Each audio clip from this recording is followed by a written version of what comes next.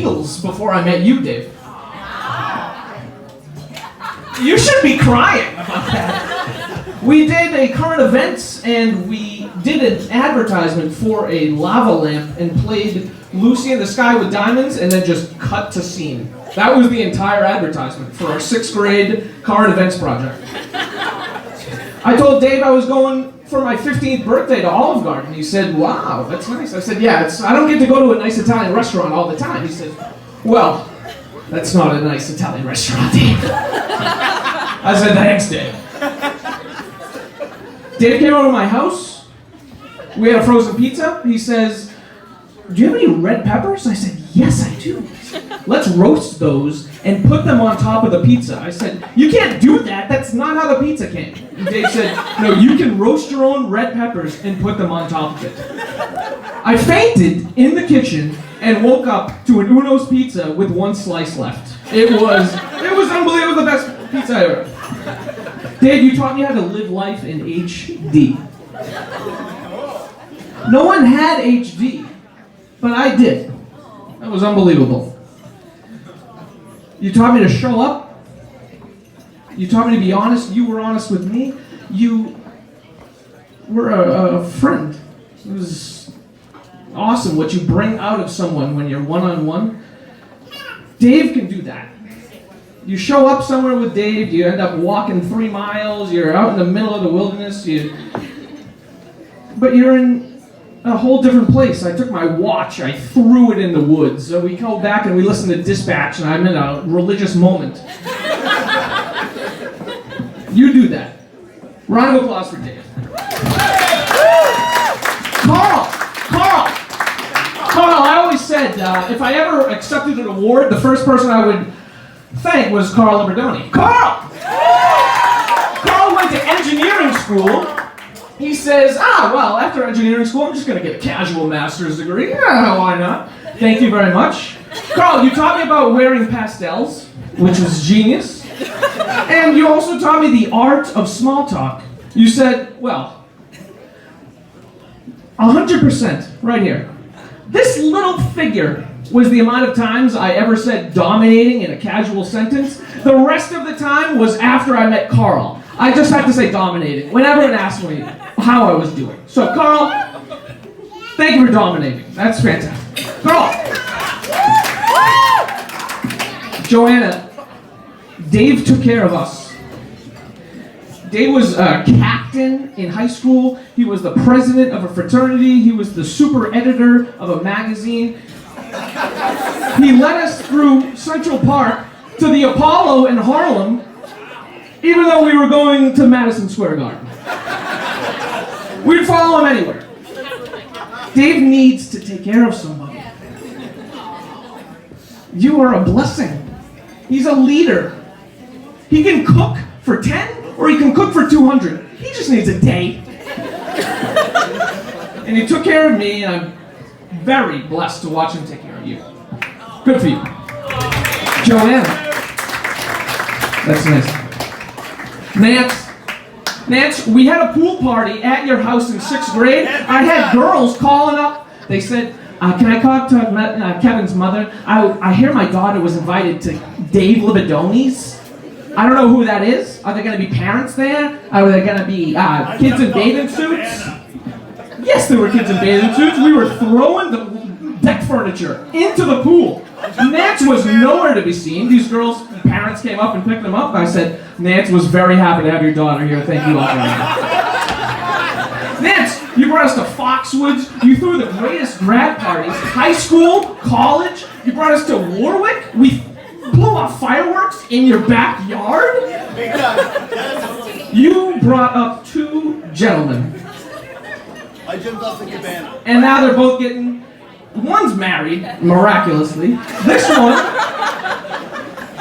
one is just trying to live up to his brother every day of his life. And that's because you did a damn good job. You did a damn good job. You know how to throw parties, and you did this. You did this. Great job, Don. Keep going. So now I'll address everyone else. So, Nate and Trudy took a 23andMe chromosome test. How they do? Trudy's like, I'm 99.7% Jewish. Nate's like, I'm 99.9% Jewish. I said, Dave, you should do that. It came back in 5 minutes. I said, Dave is 100% street smarts, 0% book smarts. I said, that is wrong. You are 100% book smarts, 0% street smarts, Dave.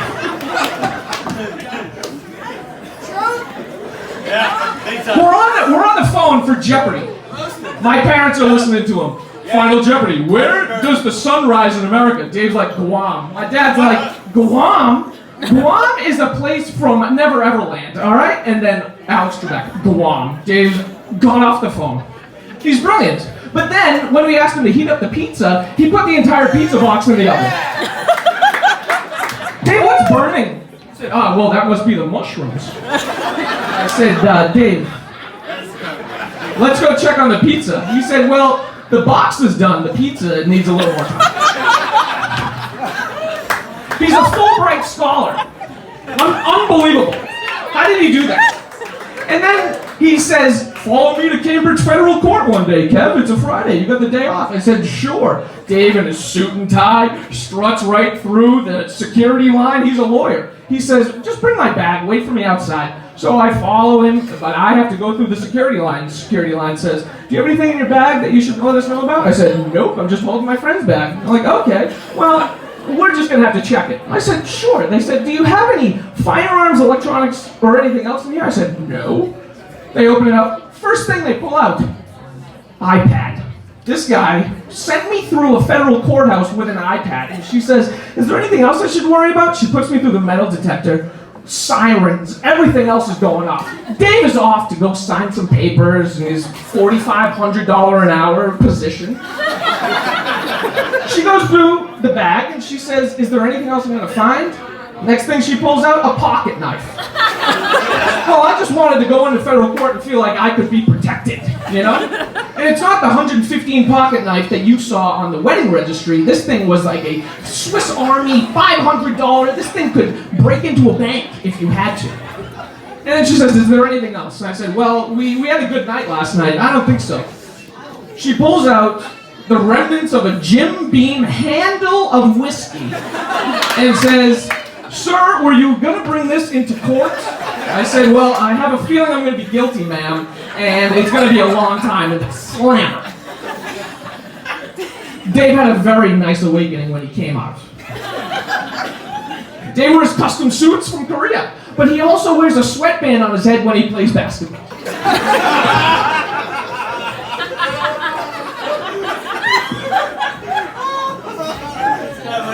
Dave, you're the greatest rapper ever. In Little League, you had the ass like Nicki Minaj. Notorious L.I.B., you turned into an athlete. Now all of a sudden you're Shaq. In high school, you were Snoop. In college, you were Flo Rida. Welcome to my house, everybody. Left and right.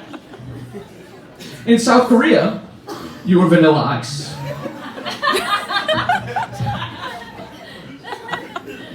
Vanilla Ice. And now you're Somerville, you're working in the seaport. You're vacationing in London. You're having a marriage here with all these people in Newport. And now you're all puffy. This is unbelievable to be here. It's unbelievable to see what this has turned into.